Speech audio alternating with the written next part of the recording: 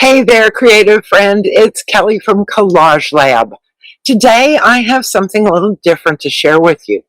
I recently pre-ordered a brand new book and I've been eagerly awaiting. And while this is technically an unboxing video, it's also a video about inspiration. Because sometimes a book arrives at exactly the right moment and sends your brain in a dozen different directions. So let's open it up. As I remove the packaging, I have to admit there's something special about holding a new book for the very first time. The cover, the pages, the smell of a new book, the anticipation of ideas waiting inside. This is Austin Kleon's newest book, and if you are familiar with his work, you know that he has a way of talking about creativity that is both practical and permission-giving. He reminds us that creativity doesn't have to be precious. It doesn't have to be perfect. It doesn't even have to be called art. And that's exactly why this book has been bouncing around in my head since he first started talking about it.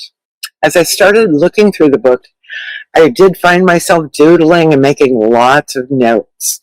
Not because I wanted to copy any particular idea, but because the book started asking questions. Questions about creativity, questions about play, questions about why we make things, questions about what happens when we stop worrying about whether something is good. And that's where things got interesting. One of my favorite things about running Collage-Lab is that inspiration rarely stays in one place. A book becomes a conversation. A conversation becomes an experiment. An experiment becomes a workshop sometimes. And before long, an entire community is exploring a new idea together.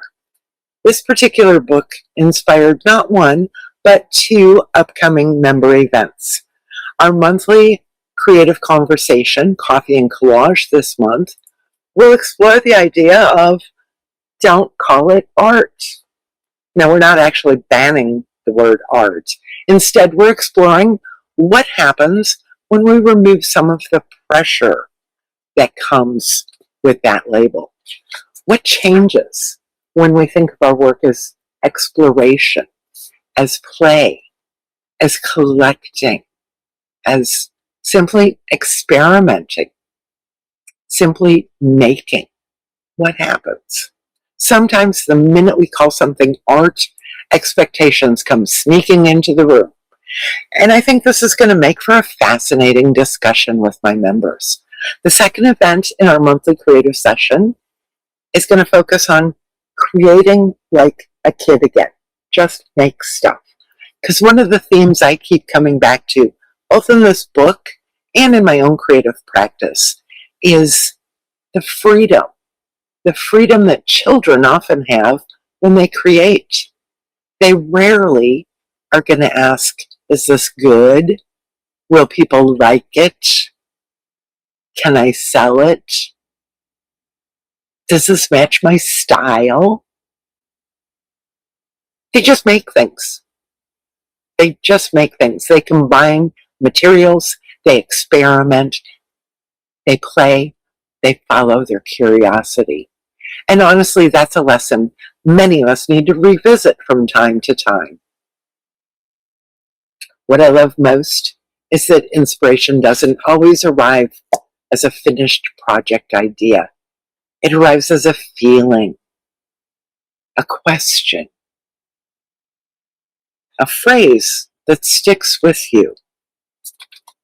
Sometimes that makes you look at your creative practice a little differently. That's what happened here. This book didn't tell me what to create. It reminded me of how I want to create. And that's often even more valuable. So I'm excited to spend this month exploring these ideas with the Collage-Lab members, the lab rats. And I'm curious, have you ever read a book that completely changed the way you thought about creativity? Has a book inspired a project or a class or creative experiment? Tell me about it in the comments. I'd love to hear about it. And until next time, keep experimenting, keep playing, keep following those little sparks of inspiration wherever they may lead.